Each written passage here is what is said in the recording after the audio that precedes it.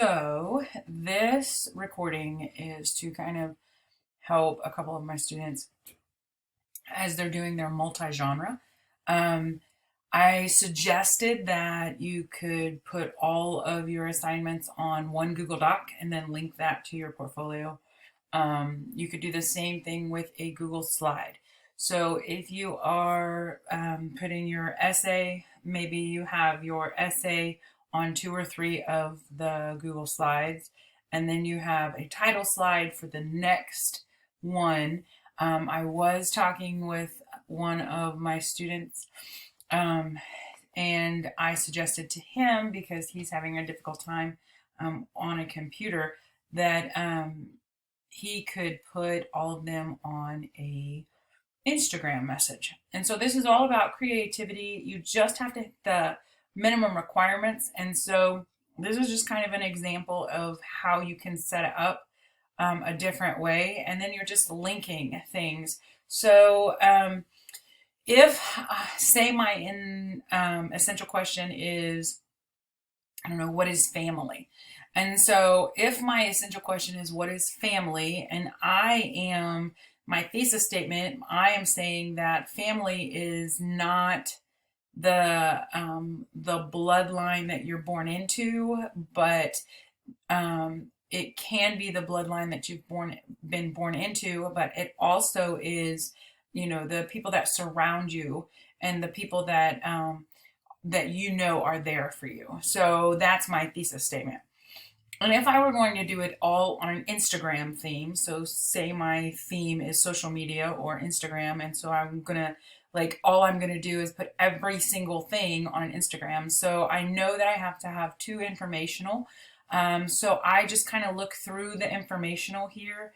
News article, magazine article, sports story, informative essay, compare and contrast, obituary. So maybe I choose an obituary for my first informative text. So with that obituary, if I were putting that in my Instagram, what I could do, because it needs to be a minimum of 800 words, so I would have my initial picture, that maybe it's a picture of an old man or an old woman, and I'm going to write that obituary about that person. And then in the comments underneath, because you can write as much as you want underneath the comments, so you can have your comments section, and that's where you can put your essay, that 800-word essay. And then additional comments can be the references, the MLA citations that you're going to add if you want to do that so it stands out. Then I have another picture because I need another thing, but maybe I don't want to put the informational right next to it because it's really, really long. So I just want to do an email exchange. So I'm going to, that doesn't sound good for family. How about a short story? So I could write a short story about something where maybe I do it in pictures. So I have a couple of pictures, and then in the comment section, it says comment 1 is part 1. So maybe I have a picture of this character, who I think this character would be, next to this one. And then I just go through, so that way, as I can go through this fake Instagram that you have created, I am just scrolling on one document. Then I can go back and say, okay, I did one of my literary and I did one of my informational, and now I want to do a biography. And so maybe I'm going to do a biography on Mother Teresa because she is the epitome of what a family member could be. Maybe I want to do a biography on someone who is not blood related to me, but is, I feel, a part of my family. And so I'm going to do a biography on that person. And so maybe I put about 2 or 3 pictures of that person up. And then again, in the comment section, I write a whole bunch where I have my 800-word essay. Then I have personal notes and letters. Maybe that is from somebody outside of my family giving me Mother's Day cards. something to that effect. So that is how you can put it all together. You're going to start with your letter.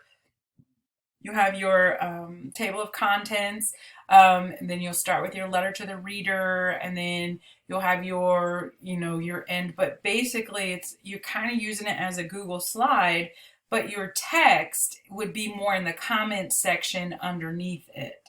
And again, use your phone for whatever you can use your phone for. It has, if you just open up, let me show you. If I'm on my Instagram right now, and so if I am, I don't know if you can already see this, but if I hit the microphone in the corner and I just speak it out, then it types itself, and then I can go back and check for punctuation and grammar, and hit enter for new paragraphs and stuff, so I can format it, but I don't have to worry about typing it so much as I'm just really talking about it. The way that I check your word count, I hit Control C, I think Control Shift Command C on my Mac, and it tells me how many words. So there's a way that you can find out how many words you're at on your phone as well. You could, speak it into the notes section, make sure that you get it all in order, and then from your notes section, like you could create that fake Instagram account, upload things in order, and then that one fake Instagram account becomes the entire multi-genre project. You could do the same thing with Google Slides. If you're working on your phone, you could always have your microphone up, so that way you could speak it and then just go back and do the editing online. Again, if you have any questions, these are all due on May 8th. I know a lot of people have turned some of them in, and that's awesome. I'm not really opening a lot of them to give you feedback unless you specifically say in the subject line, can you look at this? Or if you send me a remind text or an email that's like, hey, I've got this done. Can you see if I'm on the right path? Otherwise, I just kind of leave them because I know you guys are working through them as you go. So if you have specific questions, or if you want me to look at something, make sure you make that clear at the top, because if you're just sharing it with me, expecting me to, I don't know why you have shared it with me, or if you write it underneath, I can't see it from the emails. So again, let me know if you need anything. I'm going to post this up, and then take a look at it and see if it can kind of answer some of your questions. I hope so. Hope y'all are doing well. See you soon. Bye.